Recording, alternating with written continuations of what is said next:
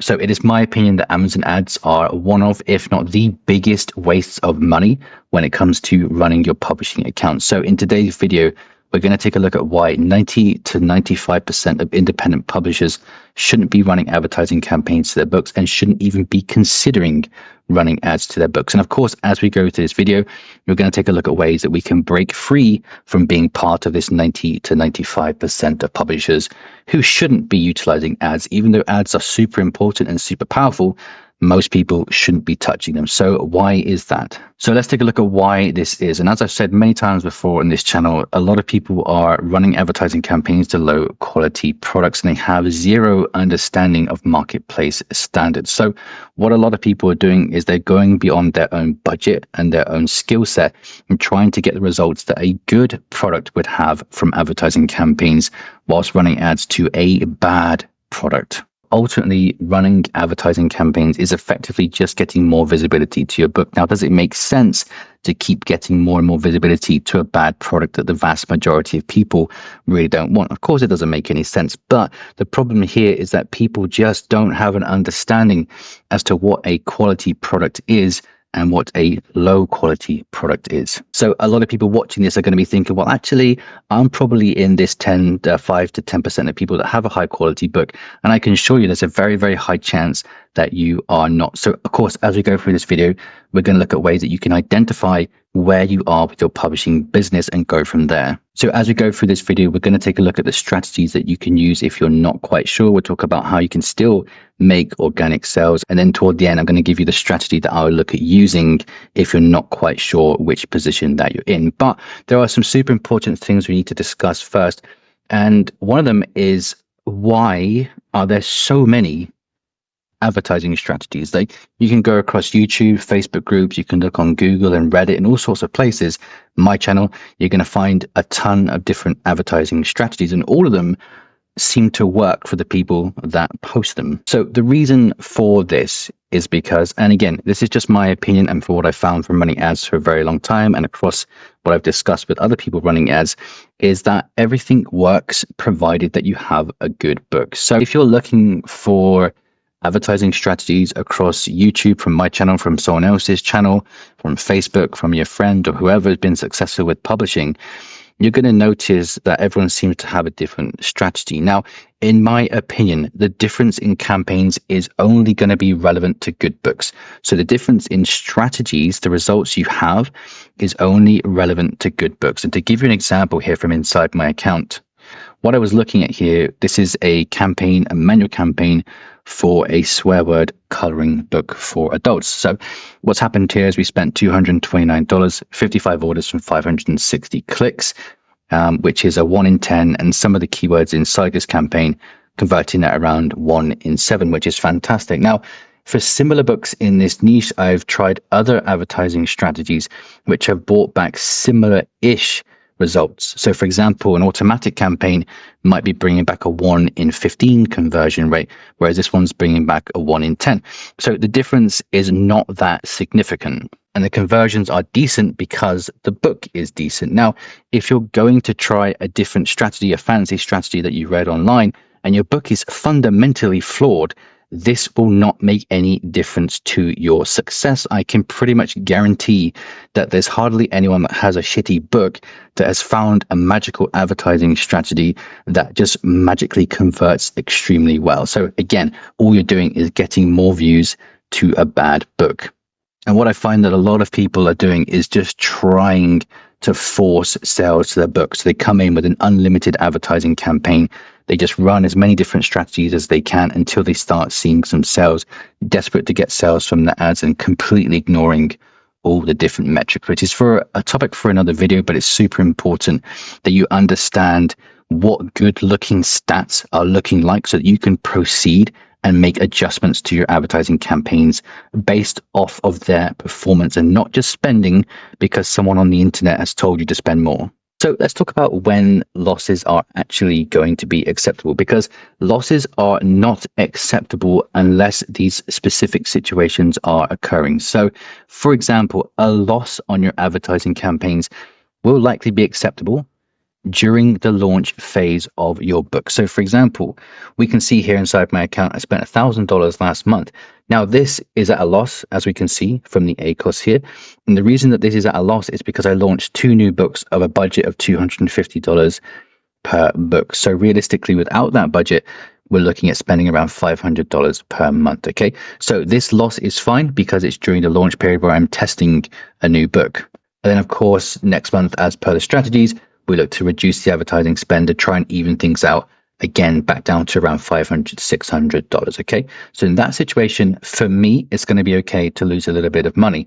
Second to that, if you're collecting emails where it makes sense to do so, if you have a website, then yes, it makes sense to do this at a loss. That is a topic for a whole new video that we can't get into today. And of course, during Q4, you might be inclined to spend a little bit more money. If the metrics are telling you that your book is doing well, you might happily accept a slight loss during Q4. But again, I probably wouldn't do that. And like I say, outside of this scenario outlined above, it is not acceptable. It should never be acceptable for us as independent publishers to keep pissing money away every single month at a loss. There is no point in doing it outside of these factors above. So always consider why you're running advertising campaigns. And if you're not making enough money organically to get past the amount that you're spending on ads and you're outside of this criteria here, then you have to reassess where you are with your publishing business. So here's the thing. You might be asking yourself, well, how do you know? It's a strange situation. Like, well, if I can't run ads, how do I know when I'm ready to run ads? And if ads are important, I need to run them. So being ready to run ads will possibly save you thousands of dollars. I mean this. I've witnessed a lot of people splooge tons and tons of money, literally thousands of dollars every single month on advertising spend, and just losing it every single month. Okay. So how do we resolve this issue? How do we understand when we're actually ready to run ads to our books? So here's a concept that I want to introduce to a lot of people. Now, I'm going to call this a slower spend, and this is what makes sense, right? But a lot of people don't do it. And the reason a lot of people don't do this is because they see that someone like Chris or someone from another YouTube channel has spent X amount of money per month on their advertising, so they need to go ahead and spend this much as well, when really that's definitely not the case. Like, to get to this spend on advertising, you have to be comfortable spending that. I looked at this amount last month, I didn't care because it's fine, because I've been building up to this advertising spend. I know why it's slightly higher than before. But if you're doing it just to race to this number and try and get some orders, you're trying to force sales and you're probably losing money. So here's one concept that will help you out massively when it comes to understanding if you're ready to run ads. So just to get the pen out here, what I recommend that people do, especially if you're starting off and you're a bit conscious with the money that you're spending, is just to do it month by month and look at increasing your advertising spend each month. So for example, if you have month number 1 here, what we're looking at doing is having a very, very low amount of advertising spend. Okay. So this makes sense, but a lot of people aren't doing this. If it's your first month, second month, third month, or you're not having success, you can wind things back in and literally spend $5 a month. You can cap your daily budget to $1 per day, whatever it is that reduces the amount that you're spending on your ads. And then come month number 2 here, we can increase that to maybe $4 or whatever, $5. And then month number 3, we can increase from there. Month number 4, we can increase from there. So the point is that this is the world's worst demonstration, I know that, but the point is you can progressively add more advertising spend into your business every single month. So as you're going through this stage here, you're going to get a better understanding of what it's like to run ads, what your conversions are like for those books, what the quality is like of your books. And then come 6 months down the line here, where you're spending maybe $400 to $500 on advertising, you're going to feel much more comfortable doing that. And I know it's very hard to, when you feel passionate about a book that you've just published and you want to put $200 into that book, but if you don't understand the quality, you can pretty much say goodbye to that money. I can pretty much guarantee it. So what we're doing inside of the Discord group at the moment is that people are actively posting what they're working on, and they're getting feedback from me and other sellers inside that group. So we can give them advice going forward as to whether we think that their books are worth spending advertising money on, which is extremely important that you understand if you're at that stage just yet. But like I say, getting feedback from people who have years of experience in doing this is going to be super, super valuable to you. So if you're interested in getting involved in the Discord and getting feedback on your books, if you want to get into the seller's room, you can head over to chrisraydog.com. If you want to sign up and get all the benefits of the weekly coaching, direct feedback on your books, the limited events, the private rooms, all the strategies and courses that I have to offer inside of the membership, you can check that out as well at chrisraydog.com. We have course content for pretty much everything that you could possibly imagine, including advertising when you are ready to do that. That's chrisraydog.com. It's going to be linked in the description below. You can join for free and check things out. You can join the Discord for free and check things out. Highly recommend that you do this. It's going to make a huge difference to your publishing journey. So let's get back on track and talk about the elephant in the room, and that is organic sales. Now, factually, you can still make organic sales, and this is another way that you can judge if you are ready to start running ads or not, because typically if your book is going to do well with advertising, it's probably going to do well organically and vice versa. Okay, so what I have found is that it's very hard to get organic sales in the US market. Some boost of advertising, which is where I primarily make most of the money from my account. But what I've noticed is that in the UK store, the Canadian, the German, the French, and the Japanese store, is that you can actually make organic sales if the books are good. So I have tested this. I've left my account, the UK account, the Canadian account, and the rest of them without any advertising spend at all. That's a slight lie. I have some spend in the UK, but we're going to go into my account and just show you the different marketplaces. And this is pretty much all organically, minus maybe $50 from the UK. So let's just head over there now. So just going to head over to my account for last month for my top 10 books. So in the United Kingdom here, I think it was around $50 of advertising spend. But a lot of organic sales coming through. Like, granted, some of this, maybe half of this is being pushed by one book that performs really well, where people are probably buying the other books in the brand as well.